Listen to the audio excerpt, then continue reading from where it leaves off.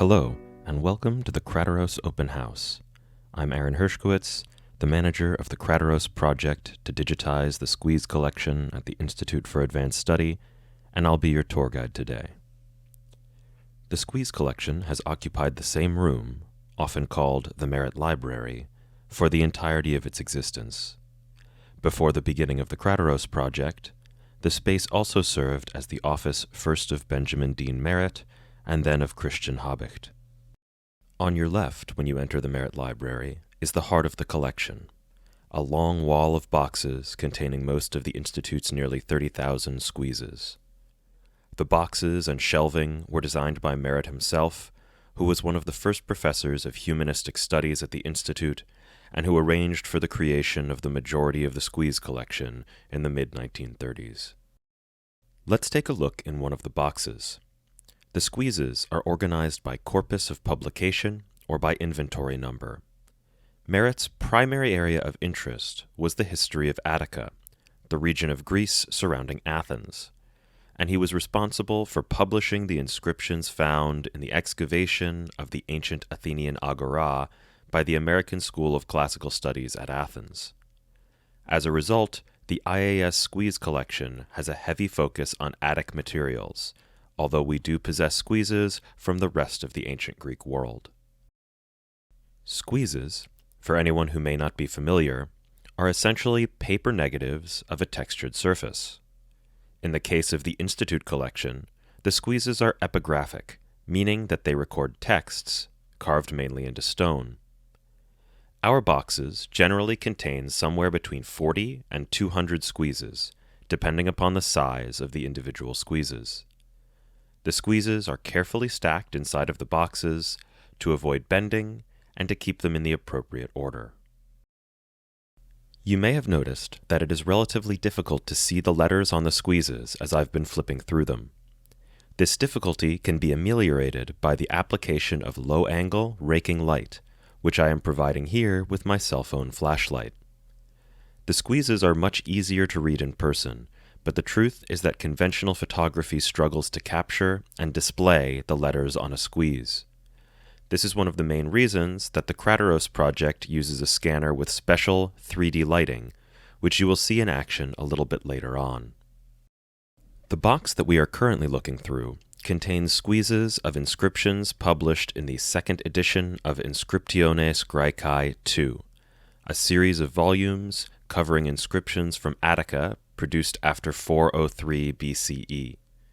Specifically, this box pertains to inscriptions IG-22, as they are called, numbers 690 through 739. Initially, the squeezes in the Institute collection were only labeled with information about the inscriptions from which they were made.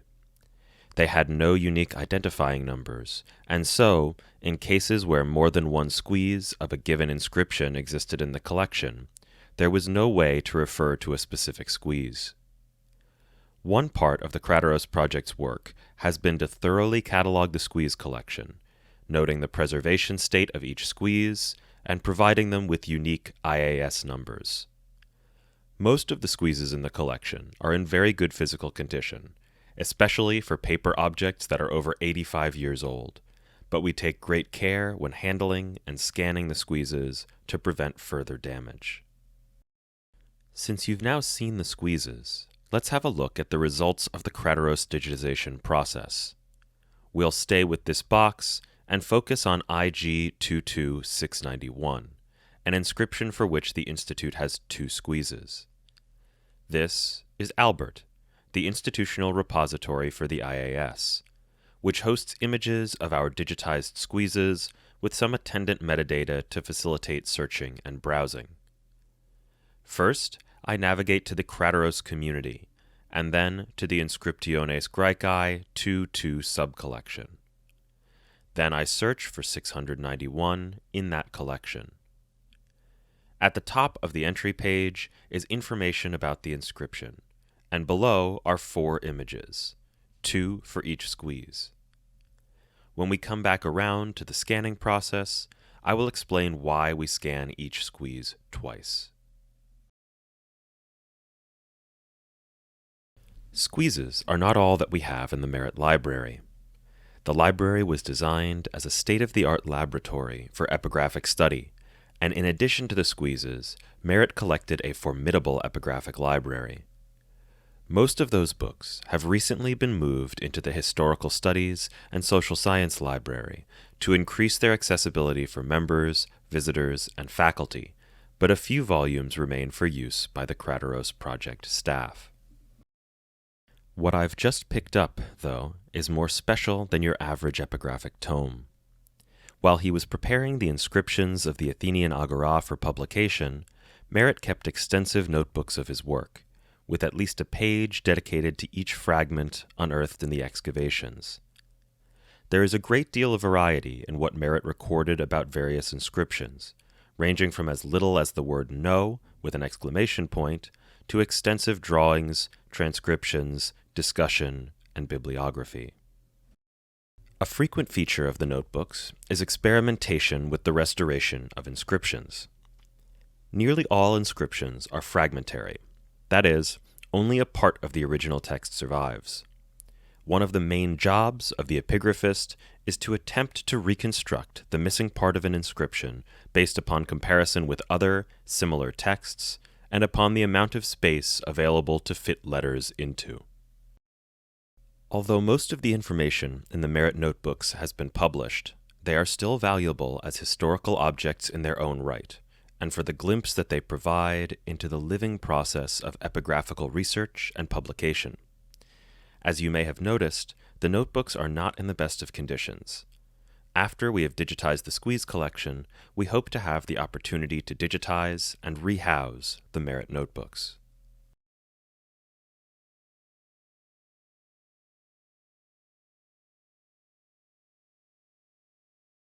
As we continue to move around the room, we pass by the cluster of desks and computers where, in non-pandemic times, the members of the Krateros project team gather to carry out the project's work. We are fortunate to have access to a full-bound set of the Pauli Vissova Realencyclopädie der klassischen Altertumswissenschaft, an old but unsurpassed encyclopedia of classical scholarship. We also have an extensive collection of analog information about the fragments from the Agora excavations, more testament to the deep connection between the Institute Squeeze collection and the American School of Classical Studies. As part of the record-keeping necessary for good scientific archaeology, the Agora excavation creates information cards for every object that they unearth. In the Merritt Library, we have a card catalog with replicas of the excavation cards for every inscription discovered in the Agora. Beneath it is a filing cabinet with photographs of the fragments. I will pull out the cards and pictures pertaining to one particular inscription, Agora inventory number I4408, and bring them to the table for a better look. Unlike the cards in the American School collection, which have been updated over time, the cards at the Institute were left largely unchanged. Thus, although they often note connections between fragments, whether by labeling, stapling, or direct comment, they do not have the diachronic bibliographical information of the cards at the American School. Fortunately, the American School has digitized the cards from its collection, and they can be searched and viewed at ascsa.net. The cards record a variety of information, most of which is more archaeologically centered than epigraphically centered. Unlike the Merritt notebooks, which very much focus on the text of the inscriptions, the cards focus on the fragments as objects, including the date, place, and context of discovery, the type of stone or marble, a description of the fragment's length, width, and height, as well as if or where it has broken off, and any decorative or architectural elements. For ease of reference, many of the cards also have miniature photographs of their fragments stapled to them. In most cases, there are larger versions of the same photographs in the filing cabinet, and for these cards, we will see those photographs in a moment.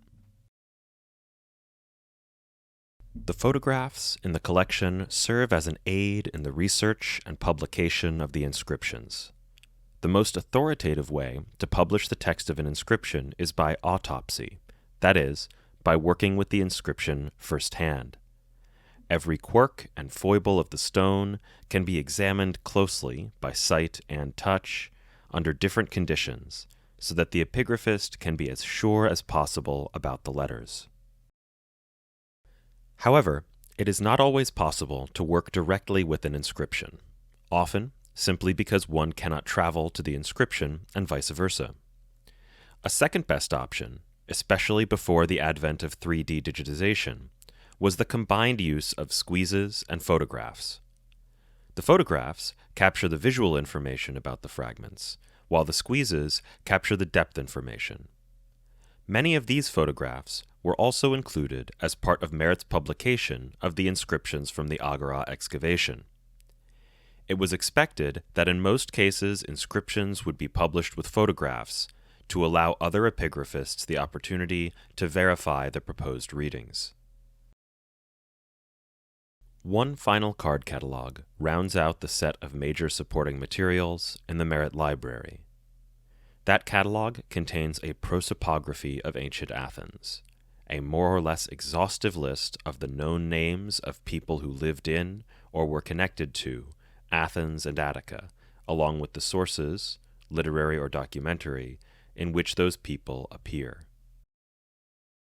Inscriptions are a critical source for prosopographical information, and Merritt, recognizing that the thousands of new inscriptions whose publication he was responsible for would include tens of thousands of names, hired assistants to transcribe the major existing overview of Attic prosopography and to update that material as his work progressed. Anytime a name appeared in an inscription, it could be associated with an existing person, or a header for a possibly new person could be created.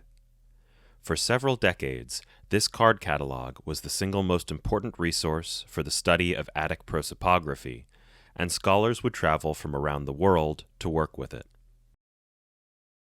On the cards here, we have a name that may be recognizable to many of you, Alcibiades. There are a variety of persons who possess that name, but the most famous is Alcibiades, son of Cleinias, from the deme Scambonidae, a general and politician in the late 5th century BCE. In the 1970s, John S. Trail, now a professor emeritus at the University of Toronto, began a sort of spiritual predecessor to the Krateros project when he embarked on an effort to digitize the Merritt card catalog. After entering the card information into an early computer database and providing some updates of his own, he published the material in the 21-volume Persons of Ancient Attica series. In this cabinet, we have a variety of squeezes and notebooks related to northern Greece and ancient Macedonia. Most of these materials came to the Institute as a bequest from the epigraphist Charles Edson, along with notebooks describing his archaeological and epigraphical work that are a bit like a cross between the Agora note cards and Merritt's notebooks. For now, we'll use two of the squeezes from this cabinet to explore the scanning procedure that the Krateros project deploys. We use a WideTech 25 flatbed scanner with an imaging area of 18.5 by 25 inches. We have two of them at the Institute, one in the Merritt Library and one in the Historical Studies and Social Science Library. The only difference between the two scanners is that we have detached the lid on the scanner in the Merritt Library, and I'll explain why momentarily. When scanning squeezes, we try, where at all possible, to follow a uniform procedure. First, the squeeze is placed on the scanner bed with the face of the squeeze, that is, the side that was in direct contact with the stone fragment, face down on the glass, and the text oriented in a normal, upright position. In the WideTech scanner program, we have a preset configuration of settings. We scan in grayscale, because any color information on the squeeze is extraneous to the information from the inscription. We use the 3D lighting that I had mentioned earlier to provide low-angle raking light, and we create 600 dpi TIFF files for archival purposes. After the first scan has been saved, we rotate the squeeze 90 degrees clockwise and scan it a second time. We do this because the raking light from the 3D lighting does a much better job of highlighting perpendicular features than parallel ones. Thus, where a vertical line might appear strongly in one scan, but a horizontal line faintly if at all, a rotated scan will show just the opposite. The combination of the two images will thus capture all of the features relatively well. The two images can also be combined with a process called shape from shading that produces an approximated 3D representation of the squeeze. But what happens when a squeeze does not fit on the scanner bed? After all, not every squeeze in the IAS collection is as small as the one that I just scanned. Some are downright huge, up to 5 feet by 10 feet. To demonstrate the answer to this question, we turn to a second, larger squeeze. This squeeze fits on the scanner bed in one direction and can be scanned that way without any problem. However, when it has been turned 90 degrees, the entirety of the squeeze can no longer fit on the imaging surface. Either the top or the bottom of the squeeze gets cut off. To address this issue, instead of trying to capture the entire squeeze in one image, we take two images with enough overlap to stitch the images together using Photoshop's Photomerge utility. We cannot accomplish this by turning the squeeze around because the raking light would make the two images incompatible. The squeeze must remain in the same orientation. It is for this reason that the hinges holding the lid of the scanner on have been detached. Otherwise, they would prevent us from successfully imaging squeezes larger than the scanner bed. Even after we have photomerged the images, we keep the original partial images so that anyone worried about distortions introduced by photomerging can access unaltered scans. All of our scanned images, regardless of whether they're photomerged, have several adjustments made in Photoshop to improve readability. Specifically, we reduce the brightness and increase the contrast of the images. We also rotate the images so that the text is oriented upright, and we unmirror them. Since the squeezes are negatives, they read like mirror images, but it is easy and unobtrusive to fix this aspect in Photoshop. Just as with the photo-merged files, we keep unaltered archival copies of every scan. Before we wrap up the tour, a little glimpse into the future of the Krateros project for you. When the project was awarded an NEH grant last year, the grant plan included applying 3D digitization to the collection, in addition to the two-dimensional scanning that you've just seen. At the end of March, project associate Maria O'Leary and I spent 3 days conducting test photography for photogrammetry, a type of imaging that uses a carefully captured image set from a DSLR camera to create a highly accurate 3D mesh of an object. With consultation from Cultural Heritage Imaging, we are currently working to determine the appropriate equipment and workflow to 3D image as much of the collection as accurately as possible over the next 2 years. The resulting 3D models will be useful in a variety of respects. For one thing, they capture a much more detailed snapshot of the squeezes in the collection, which can be used both for epigraphic work as well as curatorial work. They also add an additional layer of data for potential analysis by neural networks and AI algorithms, and can even be 3D printed to create pedagogical tools for instructors without easy access to inscriptions or squeezes.